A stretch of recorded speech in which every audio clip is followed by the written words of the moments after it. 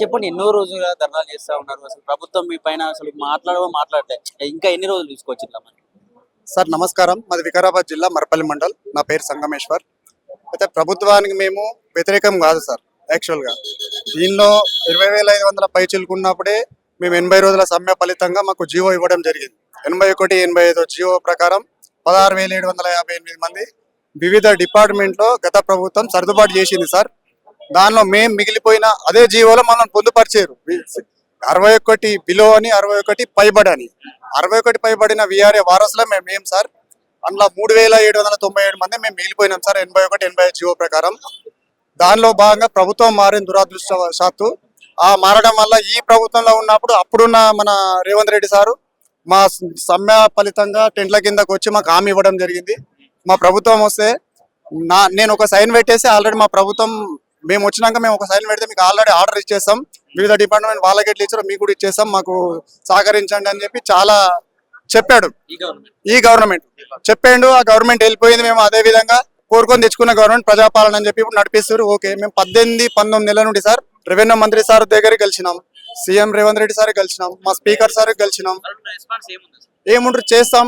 మా speaker sir అన్నాడు మీ already న్యాయమైన డిమాండ్ ఉంది, నేను ఆల్రెడీ ముఖ్యమంత్రి గారికి లెటర్ పెట్టాను, మీ తొందరలో అయిపోతుంది.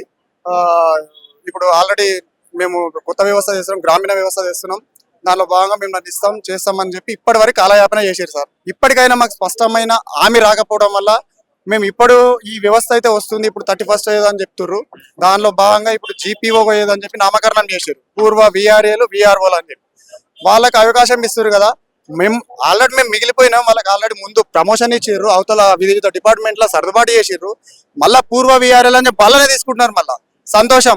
అయినా మేము మిగిలిపోయిన 3,797 మంది ఉన్నాం కాబట్టి మాకు కూడా ఈ జీపీఓ వల్ల అవకాశం కల్పించాలని చెప్పి మేము ప్రభుత్వానికి మన రేవంత్ రెడ్డి సార్కి కోరుకుంటున్నాం అన్న. ఆన్సర్ లభిస్తుంది అనిపిస్తుందని ఇప్పుడైనా ప్రస్తుతం మేము ఇప్పటికి కూడా ఆశిస్తున్నాం మమ్మల్ని. ఎందుకంటే మేము మన పొంగులేటి శ్రీనివాస్ రెడ్డి సార్ గారిని కూడా కలవడం జరిగింది. దానిలో నేను కూడా పోయాను, సార్ కూడా కలిస్తే సార్ లాస్ట్ టైం సెక్రటరీలో కలిసి ఏమన్నారంటే మీకు ఆల్రెడీ తుది నిర్ణయం తీసుకున్నాను, తుది నిర్ణయం తీసుకుంటాను, మీకు పాజిటివ్ గానే ఉంది, ప్రభుత్వం దృష్టిలో ఉన్నది, మీకు మా దృష్టిలో ఉన్నది, మీరందరూ చేస్తామనే మాట చెప్పారు సార్. దానిలో భాగంగానే మేము ఇప్పుడు ఈ జీపీఓల అవకాశం కల్పించాలని చెప్పేసి సానుకూలంగా ఈ ధర్నా చేపట్టడం జరిగింది. అయినా స్పందించకపోతే ప్రభుత్వం కావచ్చు, వాళ్ళందరూ మీ తరపున స్పందించకపోతే నెక్స్ట్ మీ కార్యాచరణ ఎలా ఉండబోతుంది? మా రాష్ట్ర కమిటీ పిలుపు మేరకు అన్ని సంఘాలను, ప్రజా సంఘాలను, వివిధ సంఘాలను అందరినీ ఏకం చేసి మా రాష్ట్ర కమిటీ పిలుపు ఏ విధంగా అయితే ఇస్తుందో ఆ విధంగా మేము ఫాలో అప్ చేస్తాం. Thank you.